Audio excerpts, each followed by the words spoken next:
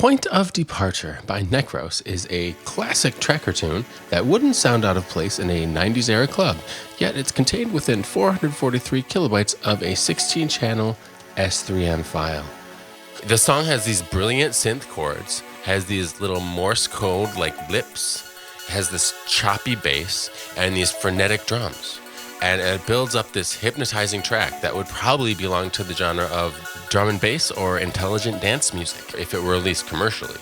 But like many of the best tracker tunes, Point of Departure combines elements from real-world genres with the fast-paced, precise sample manipulation of the demo scene. What's most striking about this song, given that it's a dance track, is the emotional depth on display here. It's not just an upbeat 90s Eurodance banger, although there were plenty of those tracker tunes.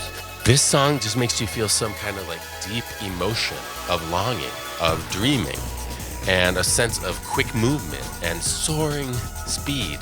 In the sample notes, Necros tells us a bit about what inspired him to create this song. He says, "This song came to me while watching this strange show about bullet trains, and somehow the thought of movement without sound inspired me to write this. It's a really striking image, and that combined with this haunting beauty of this music is what makes this a classic tracker tune. It certainly created a huge impression on me as a 13-year-old kid in 1998 when I first heard this track. So what makes this tracker tune great? Well, according to the sample notes, with the song, Necros wanted to make sure he could still sequence a decent drum track. And with that, he succeeded with flying colors. And obviously a dance track needs great drums. But the drums, while exciting, are not the star of the show here. The star is all of the synth elements, which I will broadly categorize as either being a synth chord, a blippy synth, a bass element, or a lead synth. As you can hear from the first moments of the song, the synth chords set the tone for the rest of the elements.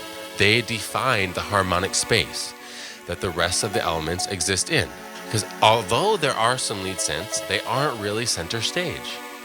There isn't even really a main melody of this song. It's all held down with these chord samples. There are only 2 chord samples, and it's just a major chord and a minor chord. So what chords are we playing?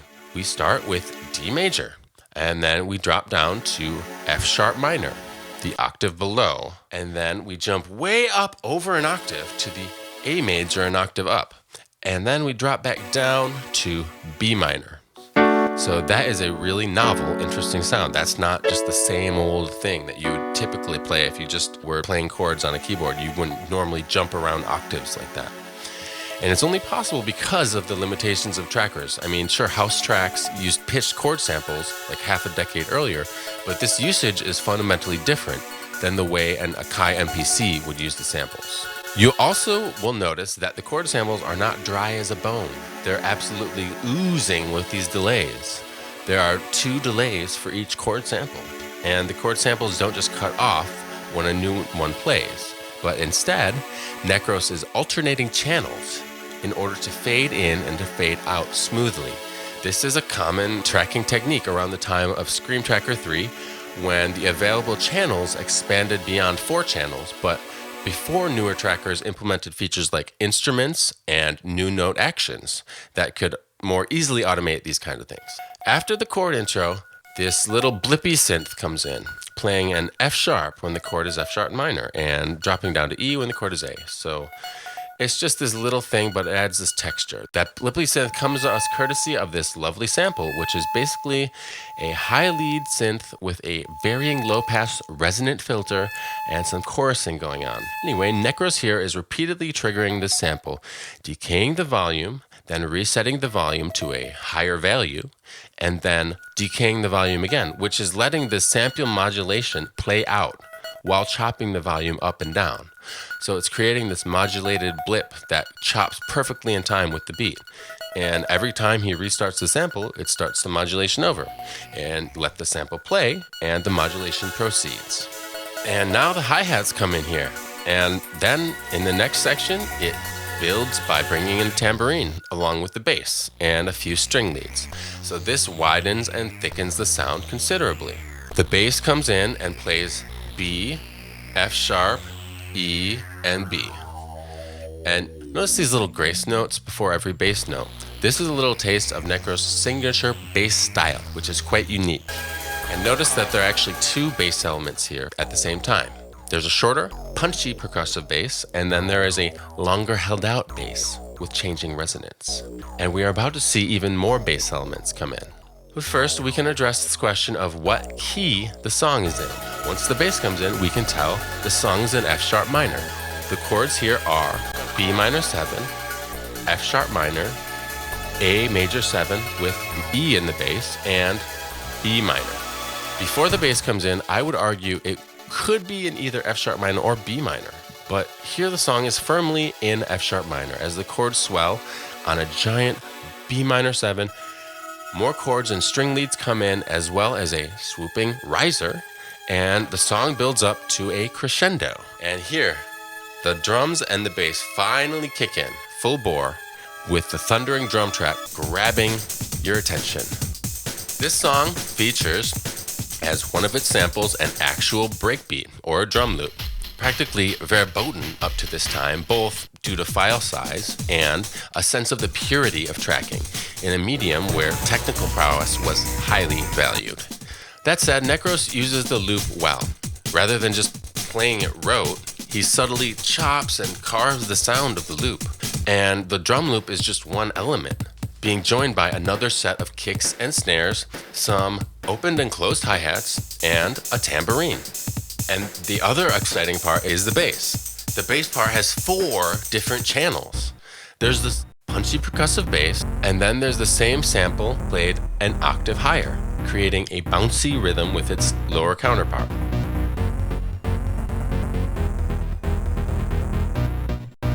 And then there's a new, squelchy, resonant bass, almost like a jaw harp kind of sound. And finally, the held out resonant synth that modulates and shifts as it holds. Those 4 bass tracks are all layered here.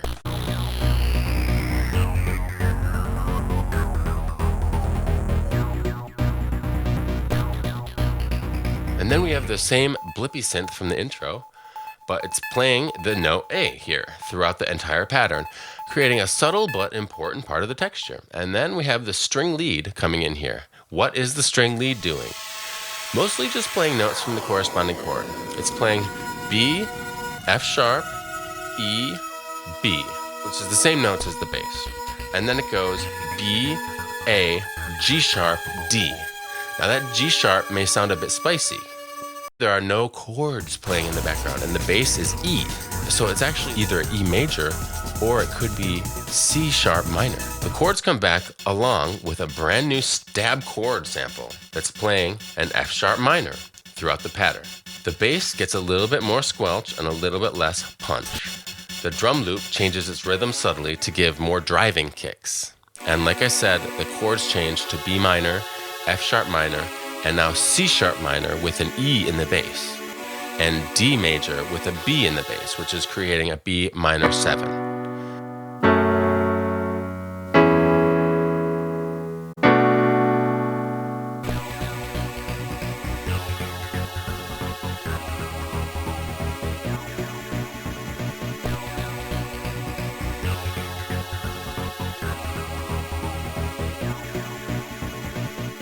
Part of the interesting harmony is the E in the bass during the C sharp minor chord.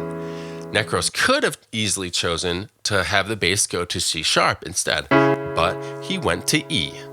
It gives that chord a more tentative, floating, less grounded feel. And the progression both starts and ends on B minor, which is the 4 chord, not the root chord, not the 1 chord, which is adding to the weightlessness and the suspension of the track. It's constantly away from the root, and then moving back to the root, and then moving away, floating and staying attached all at the same time.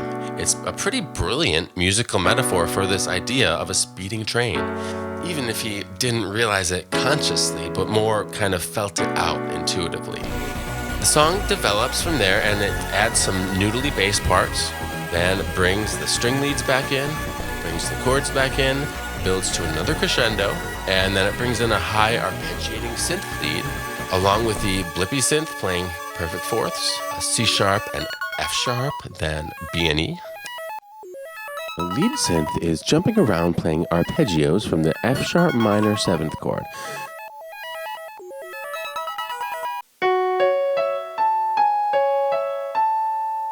But also adds in some neighboring tones, like moving from A to G sharp to B to A, while interspersing those notes with other notes from the F sharp minor 7th chord. It also shifts a few notes to match the chord that it's playing, like this B near the end matching the B minor 7. The drums and the bass lighten up a bit, while the chord stabs come back in. And then the drums and the bass kick back in. The string lead comes back in for a minute, while the bass gets a bit more melodic and driving. And now we get our first real breakdown since the beginning. The drums drop out, except the tambourine and hi-hats. The chords and string lead completely change what they're playing. Now we're playing B minor, F sharp minor, G, and D.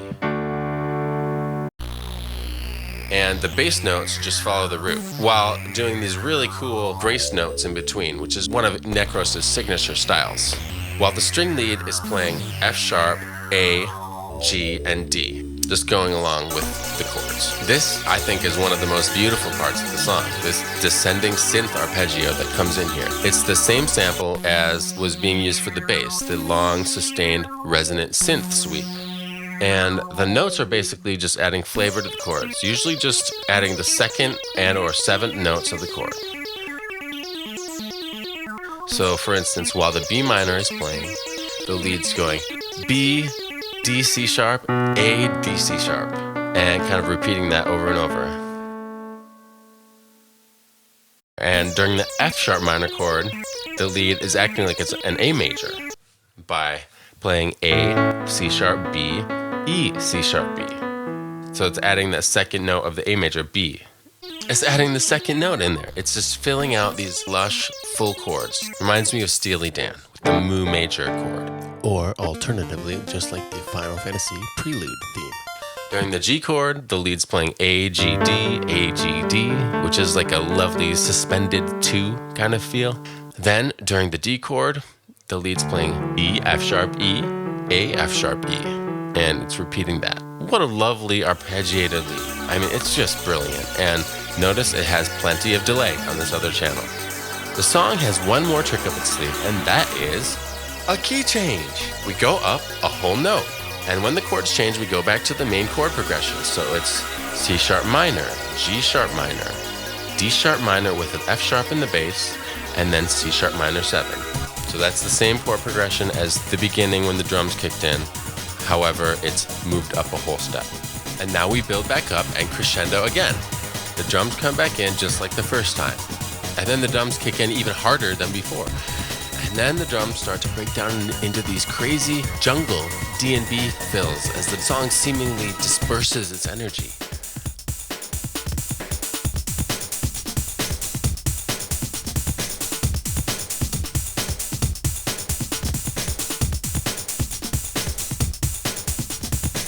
While the string lead eases us out with this mysterious descending melody. It sounds like brakes squealing and drawing to a halt.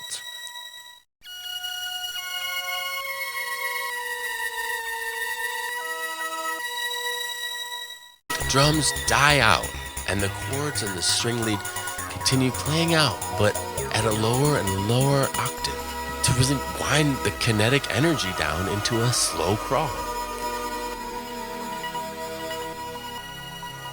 And in the last moments of the song, we hear a voice speaking over an intercom. It says, "We've lost it," which provides a wistful sense of missing something, of the feeling that we've lost it, whatever it is. And if we listen to the sample, it's a distorted clip of someone, I would imagine it's Necros, saying, "Cancel that backup call, we've lost it." Cancel that backup call, we've lost it. A small bit of authorial text to suggest an ending to our story of a bullet train moving without sound that transcends time and space and crosses over into the ghost realm, never to be seen again. Truly a poignant ending to this emotional cascade of a dance track. This song is so dense, there's obviously a lot more to talk about that I didn't even cover. I just wanted to get some of the basic ideas across and some of the cool techniques and the interesting chords that he uses to build that beautiful emotional sound. Thank you for watching this video. If you're new to the channel, I'm covering tracker tunes, demo scene, and chip tunes, and exploring what makes them so amazing. We may branch out into retro video game music as well, who knows? So please hit that like and subscribe button to see more videos.